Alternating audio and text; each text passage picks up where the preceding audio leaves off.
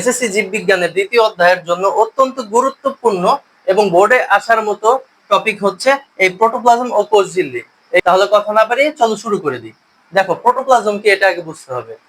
ধরো একটা কোষ নিলাম, সাপোজ ধরো এটা একটা কোষ, এর মধ্যে নিউক্লিয়াস আছে, সব আছে, কিন্তু এই কোষটার দেখো এই কোষের মধ্যে দেখো এরকম এই যে দানা দানা দানা দানা একটা দেখা যায় না তোমাদের চিত্রে, তো এইরকম এই কোষের মধ্যে অর্ধস্বচ্ছ, অর্ধস্বচ্ছ মানে কি, দেখো এই কথাটা কিন্তু স্বচ্ছ অর্ধস্বচ্ছ এটা আসতে পারে এমসিকিউতে, যে এই প্রোটোপ্লাজম কেমন দেখতে বা কি কোন ধরনের, প্রকৃতি কি, স্বচ্ছ অর্ধস্বচ্ছ, এখানে অর্ধস্বচ্ছ হবে তোমাদের অ্যান্সার। কারণ কি, স্বচ্ছ মানে হচ্ছে ধরো একটা গ্লাস, এই পার থেকে ওই পার একদম স্পষ্ট দেখা যায়, এটা হচ্ছে স্বচ্ছ।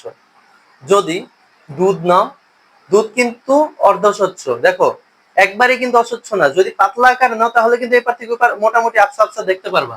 তাহলে এটাই হচ্ছে অর্ধস্বচ্ছের বৈশিষ্ট্য। দেখো তাহলে এরা কেমন হবে, এই প্রোটোপ্লাজম হবে অর্ধস্বচ্ছ এবং থকথকে জেলিনে, কেমন, জেলিনে। তাহলে অর্ধস্বচ্ছ, অর্ধস্বচ্ছ ও থকথকে জেলিনে যে বস্তুটা থাকে কোষের ভিতরে সেটাই হচ্ছে প্রোটোপ্লাজম। এটা হচ্ছে প্রোটোপ্লাজম। আচ্ছা প্রোটোপ্লাজম বুঝলাম, এই কোষ ঝিল্লি নিজেও কিন্তু প্রোটোপ্লাজমের অংশ, অর্থাৎ এই কোষের ভিতরে যা আছে এবং এই কোষ ঝিল্লি সবকিছু এই প্রোটোপ্লাজমের একটা অংশ, ঠিক আছে। আর এই প্রোটোপ্লাজমের মধ্যে এই সাইটোপ্লাজমীয় যে অঙ্গাণুগুলো আছে, অর্থাৎ কোষের অঙ্গাণুগুলো, এগুলো ছড়ানো ছিটানো থাকবে, এক কথা শেষ।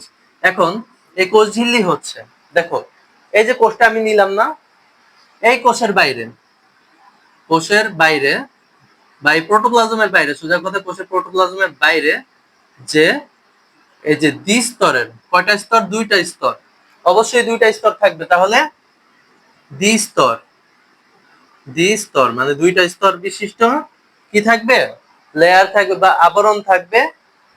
এই আবরণটাকে বলা হয় কি, এই আবরণটাকে বলা হয় কোষ ঝিল্লি, তাই না। আচ্ছা মানলাম কোষ ঝিল্লি, ঠিক আছে। এই আবরণটা দেখতে কি রকম, আঙ্গুলের মতো, আমাদের যে মানুষের আঙ্গুল আছে না, এরকম দেখো তো, সেম না, এই আঙ্গুলের মতো অভিক্ষেপ আকারে থাকে। এবং এই কোষ ঝিল্লির যে ভাঁজ, এই ভাঁজটাকে বলা হয় মাইক্রোভিলাই, মাইক্রোভিলাই, কোষ ঝিল্লির ভাঁজকে কি বলে, মাইক্রোভিলাই। আর এই যে এটা হচ্ছে আন্তঃকোষীয় ফাঁক, এটা কি আন্তঃকোষীয় ফাঁক বা ফাঁকা স্থান, এটার আন্তঃকোষীয় ফাঁক বলে, ঠিক আছে।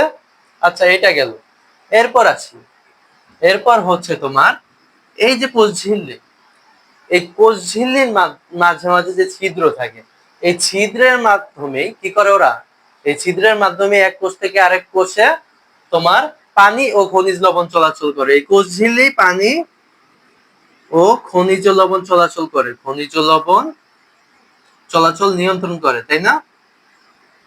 তাহলে দেখো এই টপিকটা শেষ, আর আজকের মতো এখানেই বিদায় নিচ্ছি।